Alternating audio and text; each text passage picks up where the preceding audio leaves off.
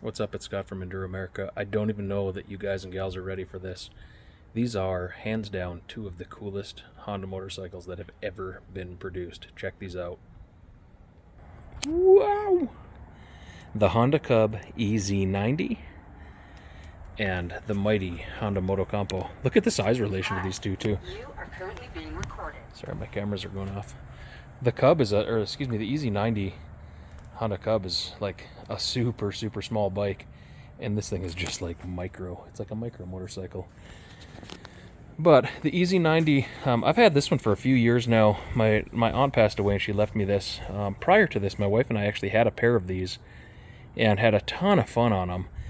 It's kind of a cross between like a dirt bike and a scooter, really, because there's no clutch. You don't shift it. You literally just push the button, start it, and go, which I can actually demonstrate. So you turn the key on, and I can't really do it one-handed because you have to pull the brake lever, and then I'm going to push it. And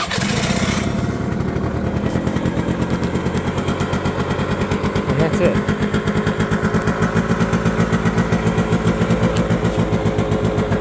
Tip her on its side stand over there.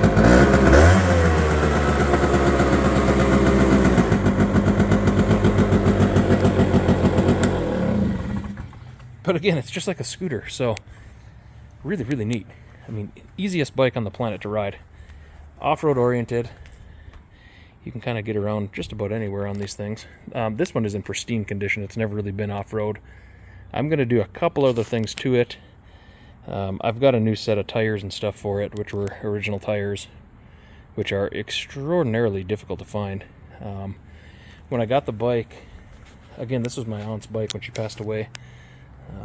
She left this to me, but it was missing the handguards, and I had ordered these from Italy, and I think I paid about $400 with shipping and everything to get these handguards here. And it was about a week after my aunt's sister had sent me a message and said, "Hey, I found the handguards." So I do have another set of handguards for it. But I mean, this thing is in impeccable condition. I've gone through and kind of cleaned it up, serviced it, got everything back to where it should be, other than the tires. I was able to source, this was a couple of years ago, I was able to source a brand new set of boots. There's no rips or tears in them, but they're a little bit faded, so we're going to change these out. And then there's some nicks and stuff around the wheel. So I'm kind of debating having these repowder coated. And if I do that, I'm going to do those, the fork tubes, the swing arm, and all that. Pending I can find the original decals and all that for it, because I want to keep this as original as possible, because this bike is 100% original. Secondary to that is the Motocompo. If you guys haven't already seen, I did a little quick video on this the day that I bought it. Or it wasn't the day I bought it, but I mean, I had it back to the house here finally. But I did a little video on that. You can click back and watch that video if you want.